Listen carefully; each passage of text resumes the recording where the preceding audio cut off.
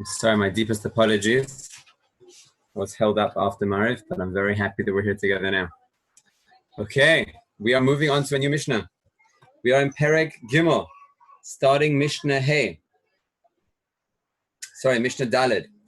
Rabbi Chanina ben Chachinai Omer, and just by the way, if you look at the 10 martyrs that we read about on Tisha B'Av and on Yom Kippur, he is one of the Asara Harugei Malchus. Rabbi Chanina ben Chachinai Omer, Haneor Balayla, V'hamalech b'derech yechidi, V'hamafane libo levatala, Harei ze mischayev benafsho.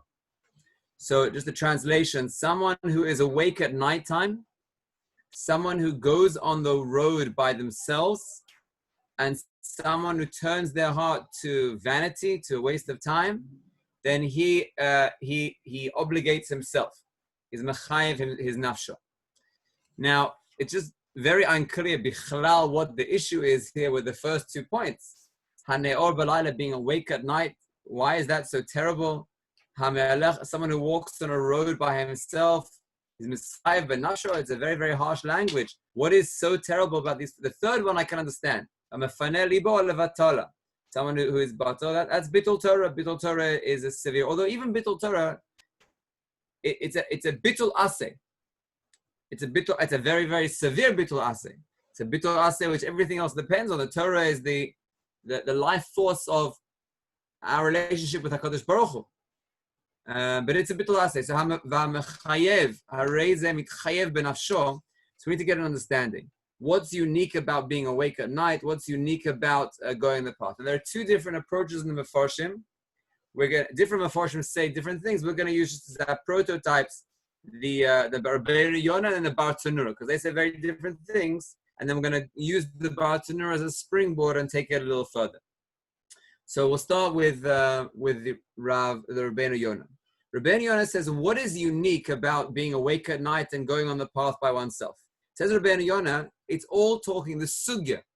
Sometimes when you start a Mishnah, you have to say, what is the sugya of this Mishnah? Like, what is it bichlal discussing? So according to Rabbeinu Yonah, the sugya is bittul Torah. And really there aren't 3 things, but there are only 2 things. There's 2 things. There's someone who's awake at night and someone who goes on the road by themselves. And whilst they are awake at night and whilst they are on the road, they are mefana libo from bittul Torah. They're not learning Torah, not using those opportunities for learning Torah. That's what's mischayev benafsho. So it's not 3 things in the Mishnah, it's only 2. And this is what Rabbeinu Yonah says. These are very unique and special times. And since you have unique special times, you should use them for something which is productive before Hashem, which is divrei Torah. Now, why are they unique times, these times, when at nighttime or when a person's traveling?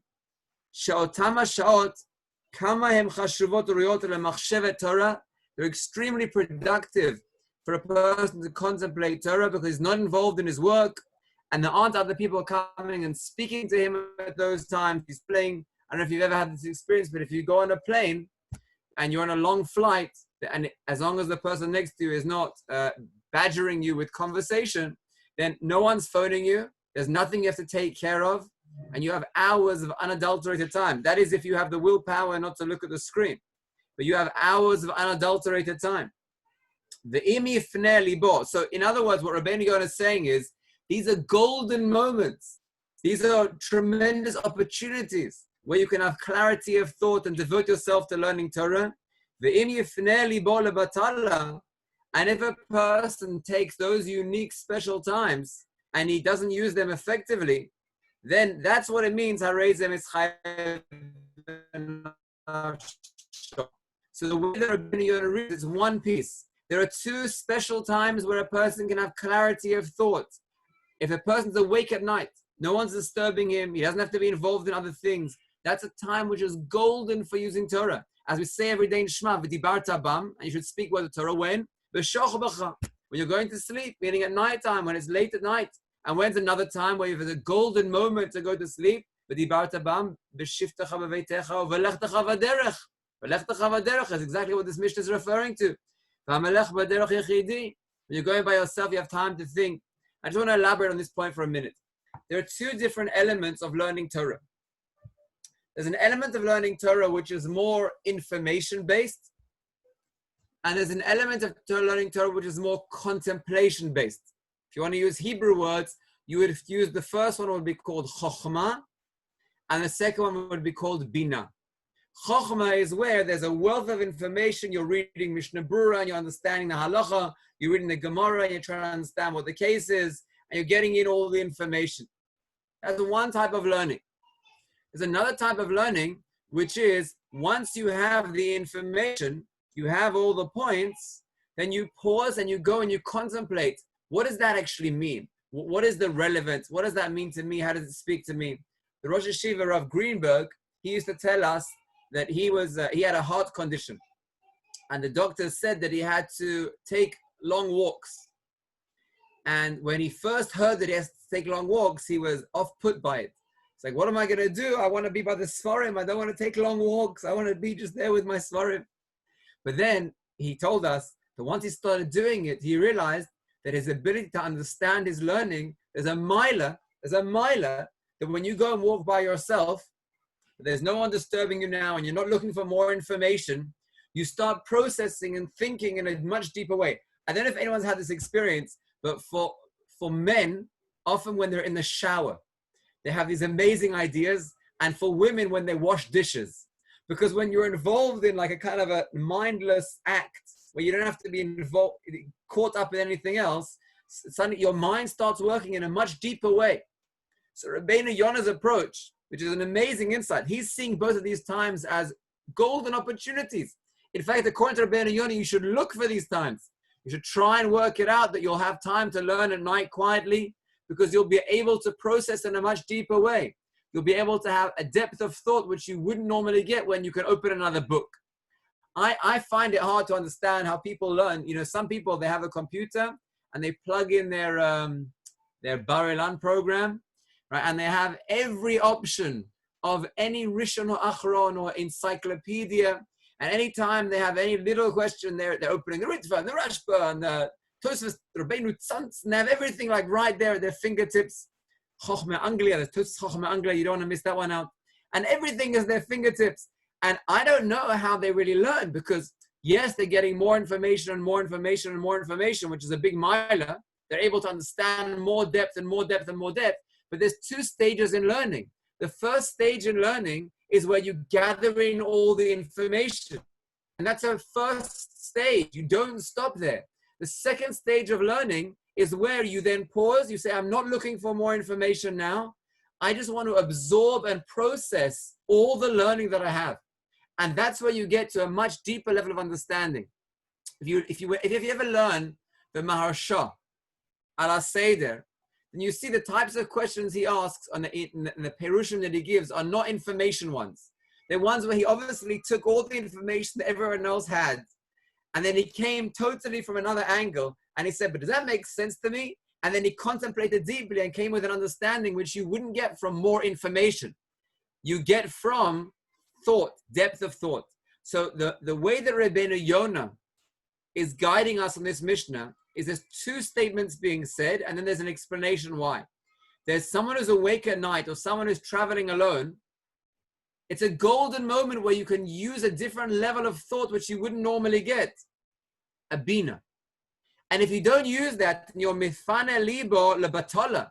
And instead you just like sing a song, or you just like go through old memories of something which you're not trying to process anything, but you're just like, you know, let me count from 1 to 100, or let me see how many people I remember from my elementary school, and you go and count, some like wasting of time, then you're missing a golden opportunity of absorbing depth of thought. Why are you mitchayev b'nafsho? Because your soul depends on this. Reading information, other people can read that as well. But your soul, what you can uniquely bring out, comes through Bina, comes through your unique contemplation. So that's Rabbeinu Yonah's mahalach, and it's a beautiful mahalach. And if we would stop there, it would be worthwhile, and I would give you another 20 minutes just to contemplate that thought. But you just quietly, don't turn the computer off, don't open any other books, and just engage it. Derech Agav, the Alei Shon, he used to say that one of the secrets to success as a Ben Torah is that you go for walks in the field. And he was very against the yeshiva life, where the boys are in the base medrash and then the chadrochal and the dormitory, where they don't have any time just to pause and contemplate. And he himself, his yeshiva was in Be'er Yaakov, which is an agricultural community. And he would go for long walks in the field, sometimes by himself, sometimes with his wife, where he would then take in all the knowledge and all the information. And he was against the idea of always being activated by a chevra. He believed that a person has to walk out by themselves, like the Mishnah here is guiding us according to Rabbeinu Yonah's interpretation, Ma'alech b'derech yechidi, because that's what enables you to process all the knowledge and the information that you have. So that's one way. Now, the Bartanura is the polar opposite. So just hold on to that understanding. It's a lachatchila, you should look for opportunities. It's enabling you to engender a much more depth of thought. That's Rabbeinu Yonah's interpretation. Okay, we've paused that one now. We're going to a new one. Bartanura, who thankfully is also printed in the back of this Rabbeinu Yonah edition, in brief words, but with depth of thought, a totally different approach. So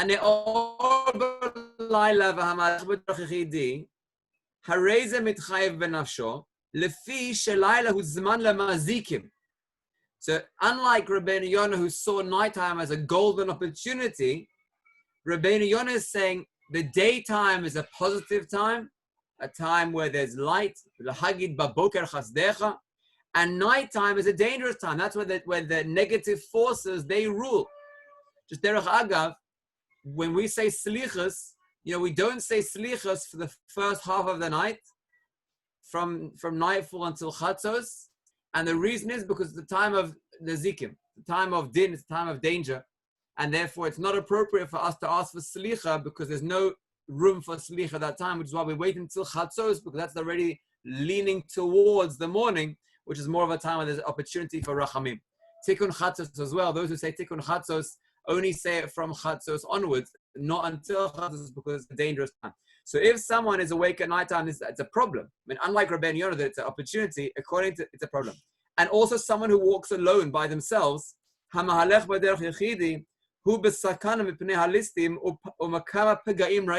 both physical and also spiritual forces harm a person. The Gemara in Brachos near the end of the Masechta speak about demons attacking a person, and they say that it will only attack a person when they're by themselves. If they're with two people, then demons will see them but not be able to harm them. The three people, then the demons won't even be able to see them. But you see the concept of being alone at night outside, not at night, alone on the way out of the yeshuv is a damaging time. Now, if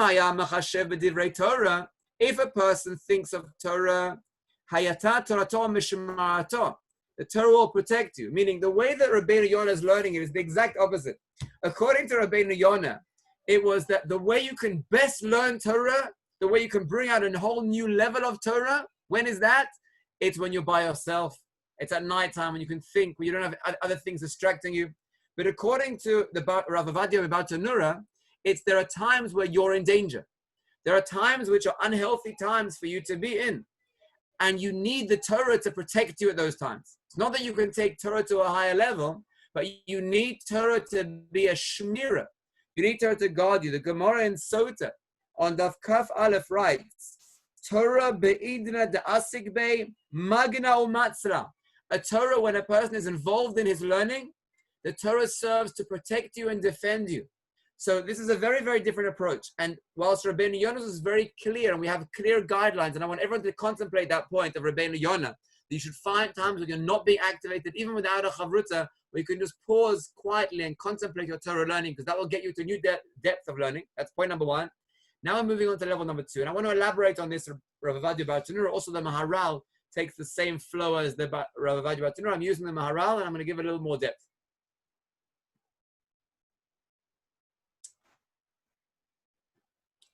HaKadosh Baruch Hu made us in a way that if we follow the natural rules by which HaKadosh Baruch Hu made us, which I'm going to list in a minute, if we follow those natural rules, there is a special hashkacha that HaKadosh Baruch Hu gives us, and we have balance in our lives.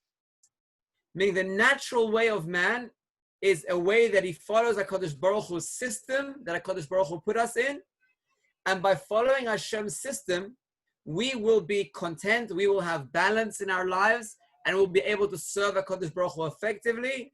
There will be a special hashgacha pratis, a special shmira, which HaKadosh Baruch Hu looks after us and takes care of us. What are the three areas of life balance of HaKadosh Baruch Hu's rules in which, in our Mishnah, Rabbi Hanina is guiding us to ensure that we have balance in those areas? And if we do, if we have balance in those three areas, then HaKadosh Baruch Hu will have a special hashgacha for us. There'll be a natural shmira for us that will be safe, if you like. Not safe in the sense of being scared of demons, but rather you'll have a natural sense of who you are. You'll feel that you have a place in the world. So there are three elements. Number one is time. Number two is place. And number three is purpose. Time, place, and purpose. If you respect these three areas of life balance, if you give them credit, and you use the Hashem system effectively, and you respect these elements of time, place, and purpose, those three elements, then you will be effective in your avodas Hashem, and you will have a sense of hashgacha that HaKadosh Baruch Hu is guiding you and watching you. Let's read the Mishnah again, and this is with the influence of the Maharal, to get this understanding in this reading of the Mishnah. So, the first element that was spoken about, we're being taught, Rabbi Hanina ben Chachinai, Omer Haneor Balayla. Now, unlike Rabbi Yonah, we're going with Rabbi Vadia Bar Tanur that this is something not productive. This is something which is to avoid. HaKadosh Baruch Hu made a system of change of time, change of season. There's day and there's night, there's summer and there's winter. The reason why HaKadosh Baruch Hu made that system is that in order for anything to be productive in the world, it has to fluctuate. I don't know if you ever had one of those, I don't remember what they're called. There's a type of a skateboard where it has like a stick in the middle and then it has these two pieces where you put your feet on and you have to go like this action of the back and forth. For anything, or you could just think of an atom, right? An atom with the electrons and the protons, neutrons always moving around. For anything to be productive in this world, it always has to be in motion. There has to be a fluctuation. Energy works on fluctuation. Now, if you only have a static, one time, one mode, and you try and keep one thing going for too long, then it will burn out. A person will burn out. HaKadosh Baruch Hu gave us systems whereby if we follow that natural flow, we'll be able to be productive long term. He gave us day and he gave us night. That's the one we're dealing with now.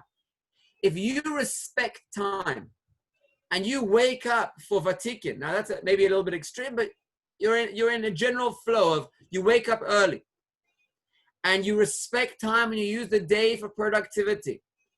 And you respect time when it's nighttime, you rest. You give yourself that balance that HaKadosh Baruch Hu built into nature. Now I know it's true and you'll come and tell me, you'll say, but Rabbi, nowadays with electricity and lights, you can keep going day and night. In theory you could, but it probably won't last very long and you'll burn out. I wouldn't say you would, but one is in danger of burning out. And you have to respect time. When a person is late at night and he's in the middle of his book, or he's in the middle of his email, or he's in the middle of his learning, and he doesn't respect time, then that will come back to haunt him. And not only will that be unlikely to be productive, but the next day, and if he keeps it going over a period of time, he'll find himself out of sync entirely. He'll be totally out of sync. And he'll say, I don't know what's going on. I'm not able to focus in my learning. And if you're not respecting Hashem's system, if you're not respecting time, then it comes back to haunt you. You're not able to function well. There are areas of life balance which you have to respect. When you respect them, you're working within Hashem's system and you're able to be productive. You have a special hashgacha above you. Hashem will take care of you and he'll protect you. But if you're not respecting the system that Hashem made, then he says, well, you're not following my rules. I made rules, they're natural rules. I'm not talking about halacha here. There's no halacha of not to stay up late. But you don't need halacha for it. It's a milta de pshita. Why do you need a pasuk when it's a svara? When you see the effect that it has. So point number one the Mishnah is saying is, Haneor Balayla is not respecting time. HaKadosh Baruch Hu gave you a system, you have to respect the system. If you try and break the system, you won't have balance in your life. And you're held accountable for that. You can't go to Hashem and say, Hashem, what do you want from me? I was patur, I was anus, I was tired. No. He gave you a system. If you respect the system, then it will work well for you. So that's point number one, respecting time. Point number two is makom. Time, place, purpose. So now we're on place. HaKadosh Baruch Hu, as well as making an order of time, he also made an order of place. There's a place where a person has a sense of belonging, where he has a sense of security, he has a sense of stability. That's the word I was looking for, stability. And then there's where a person travels by himself. I'm not talking about where he travels for an hour here or there, where he still feels connected to the place where he has stability from. If a person travels every day to his yeshiva for 3/4 of an hour and comes back, that's still stability. He still has a sense of permanence. He has a sense of belonging. He'll be able to build. But when a person is always in a sense of transition, when he says, I'm going it alone, mahalech is a constant state of going. It doesn't say holech. Mahalech, he's always in a constant state of going. But derech yechidi, and he's not doing it as part of something bigger, as part of a community, as part of the system. But he's always trying to find his own way about doing things. He doesn't ever get a sense of building a system, building stability, saying this is where I belong. If you have a makom kavua for davening, then you're able to say, I come to daven in a certain place, and I get into a frame of mind that I belong here, that I have stability here. And then you're able to build a relationship with HaKadosh Baruch Hu. Often people speak about staying Shana Bet. And when you stay Shana Bet in the same place where you were for Shana Aleph, there's a transformative level that takes place where you don't have to belong in the place. You already belong. You can just get on with what's productive. And many months at the beginning is spent just learning who you are, where you feel comfortable, who you connect to, what your place is. Do you feel this is a way that's working for you? There's a temporary state where a person is not stable. He doesn't have a place. He doesn't feel that he belongs. And at that state, it's hard to build anything because you try and build, but then they move the foundation. You say, okay, this is the foundation, very good. And you try and build, and then they move the foundation again. A person's able to build once they feel stable. Now, I'm not talking about the other extreme, where a person gets so stuck in their ways that they're not moving and they're not advancing and they're not building. That's something else. We can speak about that at a different time. Of course, we're never talking about extremes. But what we're speaking about is respecting place, respecting stability. And that could be expressed in two ways. That could be expressed in a physical place, but lav dafka. It could even be that you're traveling. Your place sometimes is who you are, what your identity is, but that you belong to something bigger, that you belong to a system. You're part of Klal Yisrael. You're not going it alone. You're not Paresh B'nat Tzibur. You're not ignoring other people, Yechidi. But rather you have a sense of I belong. Now you see this expressed in a much more broad sense when people say, I feel that I'm connected to an ethnic group and I belong to this type of nation and my ancestry goes back this many generations. When people have that need for connecting to their roots, what are they doing essentially? They're looking for a place. They're looking for what I belong to. I'm stable. I'm not a floating leaf that just is disconnected amongst the world. Who knows where I am? But I'm part of something greater. A mahalech b'derech yechidi is the image of someone who's disconnecting where he comes from. He's always in a state of movement, transition, and he's trying to do that all by himself without connecting to a bigger picture. He doesn't have that stability. So point number one to work within Hashem's system is time, respecting time. Point number two is respecting place, developing a sense of stability, developing a sense of who I am, where I belong, and that's always going to be in context of others. Where I am as a husband, where I am as a Talmud, where I am as a child, where I am as a member of the community. It's not Yechidi. The major part of your place is how you work in relationships, who you are as any one of those given relationships with other people. That creates your place. You can move every year. It's not about the physical location that you're in. but you're always going to be a child too. You're always going to be a husband of, you're always going to be a father of, you're always going to be a talmid of. There's other ways to get stability other than just the physical place where you are. But you have to have that sense of belonging. What do I belong to? Who am I a part of? And that's the Hamalech B'derech Yechidi. So we've spoken about time, we've spoken about place. Now the third one is the most important one. When HaKadosh Baruch Hu made us, Adam la'amal yulad, he didn't make us with a sense of wasting time. Now you see this very, very clearly by children. It's like I should have to share something very personal. I have a 4-year-old. She's called Abigail. It's now break time. She spends up to 7 hours a day. That was the record, but 7 hours a day sitting on the floor in our lounge, in our living room, with a game called Playmobil, which has many, many, many little pieces of people and of all sorts of things, very, very finely detailed different elements. And she creates a whole world. And there's a whole scene. There are things that are happening and she's connecting to them. And now it's a funny thing, like, what happens at the end of the 7 hours? Okay, we have to clear up, take it all away, and all this appears. But there's a sense of, I'm involved in something productive. I'm creating. Children don't lie and do nothing. Young children. By the time they're teenagers, they can get ruined. But young children don't lie and do nothing. They have this sense of always needing to move. The Kotzker Rebbe once said, there are 3 things you can learn from a baby, and one of them was they never lie still. If a baby is lying still, it's a problem. What's going on? Is he okay? They don't lie still. There's this built-in natural sense that HaKadosh Baruch Hu gave us, that we always have to be active, productive, involved. We can't just lie there and do nothing. That's our state that HaKadosh Baruch Hu made us. That's the natural state. Man is designed that he always has to have a purpose. In Hebrew, it's called a ye'ud, which is from the same root as the word od. I always have to be involved in more things and productive. Rabbi Tatz, in one of his books, writes, that's why games are so successful. Why do people like to play games?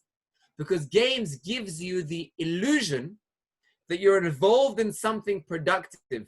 There's a level, and there's a life, and there's another level, and you get to the next stage, and you keep going, and there's a purpose that you're working towards. And the good games are ones that never end. Because wherever level you get to, they make a new level, and as long as you pay them some more money for an extra life, there's another new level, and it just keeps going, keeps going. So you have this everlasting illusion that you're involved in something productive. Why are games so successful? Why doesn't a person step out and say, this is a waste of time? Because we have a basic inbuilt HaKadosh Baruch Hu need that we have to be involved in something productive. Either something real, and if I don't have anything real, then I'll make up something. I'll pay snakes on my phone, whatever it is. But I have to be catching something, doing something involved. Now that's an illusion. But you can't take away the natural inbuilt sense of being productive involved. And therefore, someone who is, please note the diuk in the language, hamefane libo lebatala. What does it mean, hamefane libo? It means that it's not natural. The natural state of a man is not to be batala. You have to do active work of mefane libo, to move your heart away towards batala, because it's not your natural state. So any of those 3 things are a person taking themselves out of the balance that Hashem gave them. And therefore, mitchayev v'nafsho, don't blame Hashem if something's going wrong. You were given the natural state, it's your responsibility. So to conclude, we had Rabbeinu Yonah's interpretation, which is a positive one. You should use times of quiet, of solace, of silence, where you have a new level of depth of thought in your avodas Hashem and in your Torah. That's one point, stands independently. The second point that we made based on Rav Avadia Bar Tanura and the Maharal is the following. If you ever feel yourself out of sync, if you ever feel yourself out of balance, if you feel yourself not being grounded or not feeling a sense of depth or purpose or meaning or success, then check these 3 areas. These are the 3 areas of life balance that HaKadosh Baruch Hu gave us in a natural sense, that if you are loyal to them, and if you give them credit and you respect them, then you will be within your nefesh, and you'll be able to fulfill your mission. But if you're not respecting these 3 areas, then you'll be out of sync. Mitchayev b'nafsho. One area is you're respecting time, specifically night is night, and you finish at night and you have enough rest so that you can be productive throughout the day. Number 2 is place, stability. Don't try and go it alone and make up your own thing, but rather respect the place that you're in. Discover where your place is. Who are you? What are you here to do? What do you belong to? What system are you part of? There could be many areas. You could be part of a family. You could be part of a yeshiva. You could be part of a community. But you will always have to be connected to something bigger than yourself in order that you're involved in a system of productivity in the world. And the final one is Ye'ud, your purpose. HaKadosh Baruch Hu made every man with an innate need to be productive in the world. You have 2 ways of ruining that. One way of ruining that is that you say, I will fulfill it, but I'll fill it through games. So that you're still answering the need, but you're not answering the way that HaKadosh Baruch Hu designed.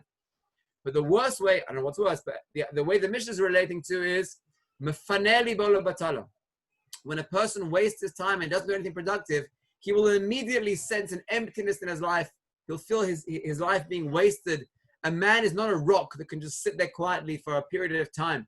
A man has to feel that sense of ultimately coming close to HaKadosh Baruch Hu with a sense of life purpose. Those 2 amazing ideas, Rabbeinu Yonah and the Bar Tanura, we have 2 very unique and healthy and productive tools in Avodas Hashem. Use time of quietness to have depth of thought. And if you're out of balance and out of sync, then check these 3 areas of life balance and ensure that you're fulfilling your mission in your life. Have a wonderful evening. I wish everyone a Chodesh Tov. And may this be a Chodesh that we transformed from sadness to joy, from mourning to building.